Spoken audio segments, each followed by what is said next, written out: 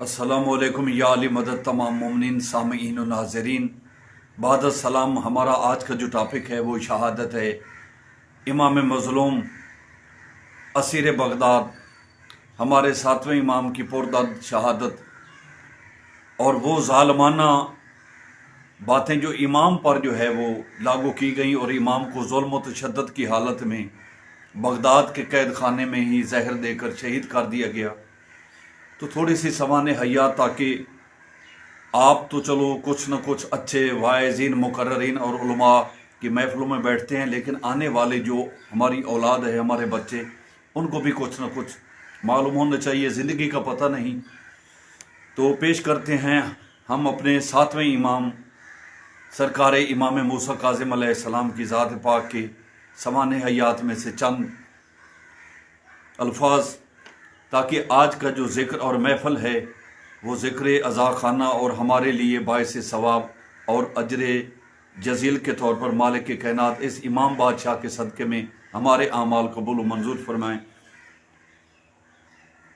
تو بیان کرتے ہیں امام کا نام ہے امام موسیٰ کاظم، نام موسیٰ، لقب غصہ کو پی جانے والے، کاظم کنیت ابو الحسن الاول، تاریخ ولادت ایک روایت میں 7 صفر المظفر 128 ہجری اور دوسری روایات میں ملتا ہے 20 صفر المظفر 128 ہجری۔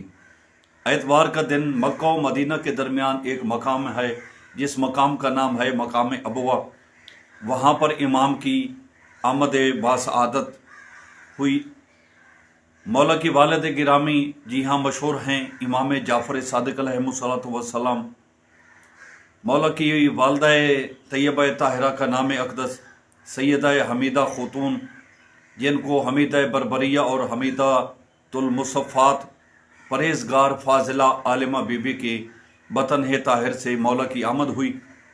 ان کے بھائیوں میں زیادہ جو مشہور ہیں حضرت اسماعیل، عبداللہ افتح اور محمد دیباج، بہنوں میں زیادہ سیدہ فاطمہ اور سیدہ اسماء۔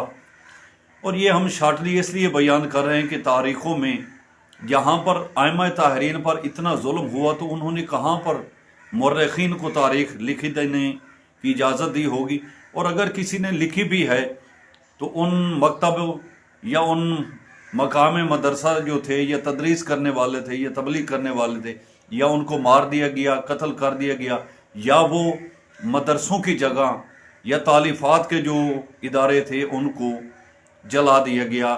اگر وہ نہیں جلائے گئے تو ان کتابوں کو اٹھا کر دریائے نیل میں، یا جلانے کے علاوہ ان کو کوئی کام نہیں ملا، جس کی وجہ سے ہمیں آج بہت سی ہستیوں کی عظمت و عفت پر بولنے کے لیے کچھ بھی نہیں ملتا۔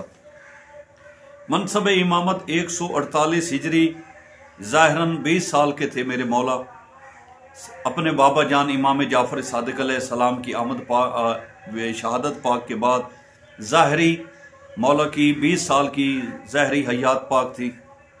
مدت امامت ٹوٹل 35 سال، 148 ہجری سے لے کر 183 ہجری تک۔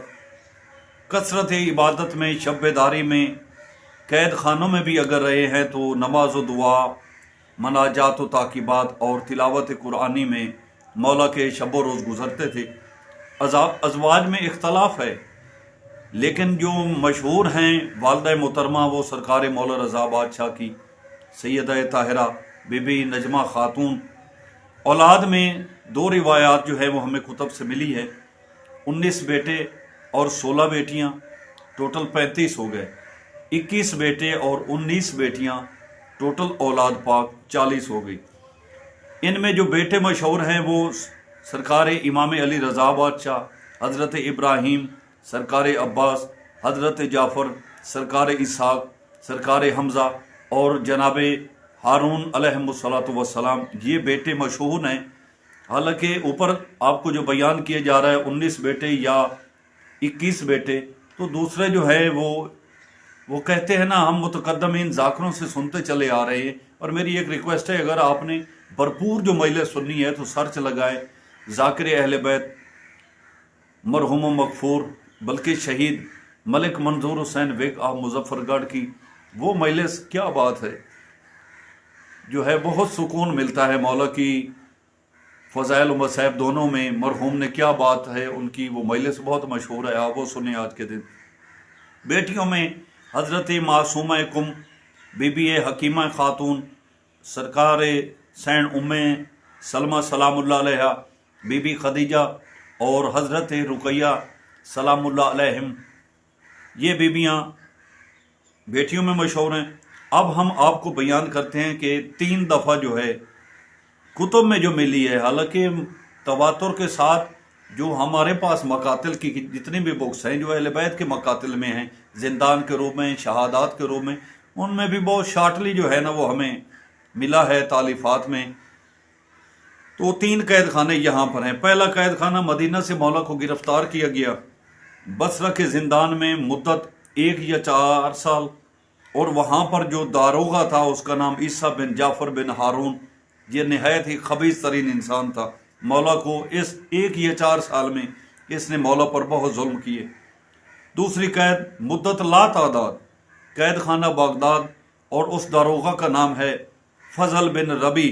یہ پہلے سے بھی زیادہ ملعون تھا، اس نے مولا کو یہاں تک کہ وقت پر نہ پانی دینا نہ کھانا دینا، اور اگر پانی بھی دینا تو نہایت گرم ہوتا تھا.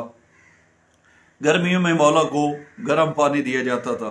اور آخری قید خانہ بغداد، اور یہاں جو داروغہ تھا وہ حاکم وقت کی طرف سے چنا گیا تھا، نہایت کمینہ ترین سندی بن شائق، انتہائی ظالم و ملعون تھا.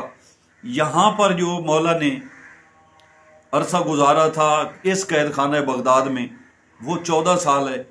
اس طرح مجموعی جو تعداد تاریخ کے حوالہ جات سے ملتی ہے، وہ مولا کی قید خانہ کی زندگی جو ہے وہ ٹوٹل 32 سال ہے. 18 سال وقتاً فوقتاً اور 14 یا 16 سال کی جو ہے قید، یہ مسلسل.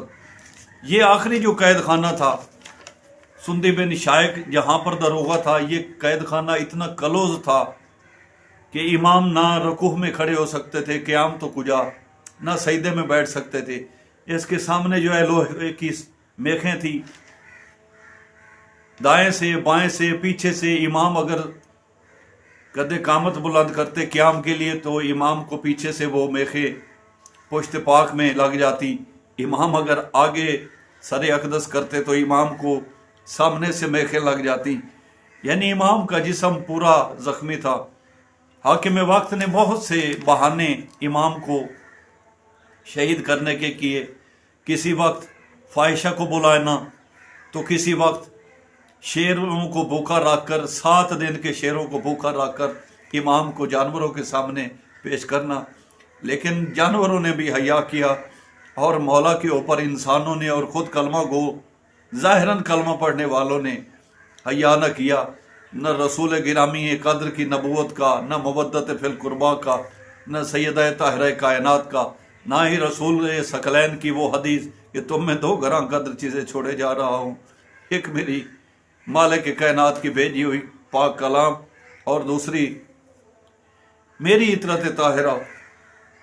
تو امام کو بغداد کے قید خانہ میں نہایت شدت کے ساتھ اور تشدد کے ساتھ اور بڑے ظلم و جبر کے ساتھ زہر دیا سندی بن شائق کے ذریعے حاکم وقت نے. مولا کے پورے جسم اقدس پر توق و زنجیر تھے، بیڑیاں تھی. یہ سارے بہانے کرنے کے بعد امام جس وقت شہید ہو گئے، بہت سے معجزات ہیں پیش کرنا چاہتا تھا، لیکن کیونکہ آج شہادت کا دن ہے، آج خوشی کا دن نہیں ہے. آپ تمام مومنین سے اپیل ہے کہ ہم سادات کے ساتھ، آپ اگر ارد گرد میں کوئی سید ہے تو اس کو تعزیت کریں، ان کے آباء اکرام کی، ان کے مولا کی، ان کے آقا کی. تو یہ ظلم تھا کہ مسلمانوں کو روک دیا گیا کہ اس مظلوم کے جنازے میں کوئی شامل نہ ہو. یہاں تک کہ یہ کہا گیا کہ اگر کسی نے اس کا جنازہ اٹھایا تو اس کو بھی قتل کر دے گا حاکم وقت. تو 4 مزدور بلائے گئے.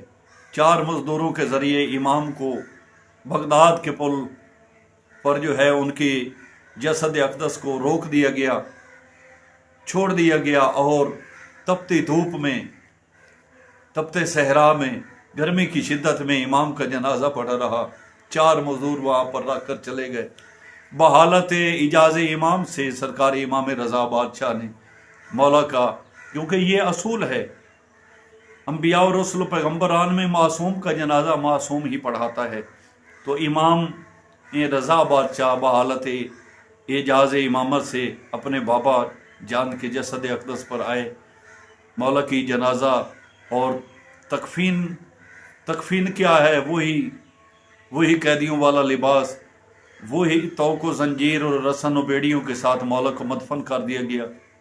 ہماری کتب میں یہ متواتر ائمہ طاہرین کے فرامین سے یہ ملتا ہے کہ عالم محشر میں 2 قیدی پیش ہوں گے، ایک حسین بادشاہ کی مظلوم بیٹی معصومہ ہے سینڈ سکینہ سلام اللہ علیہ، اور دوسرا یہ کائنات کا مظلوم امام اسیر بغداد جب زنجیروں میں آئیں گے تو اس وقت محشر میں کیا حال ہوگا۔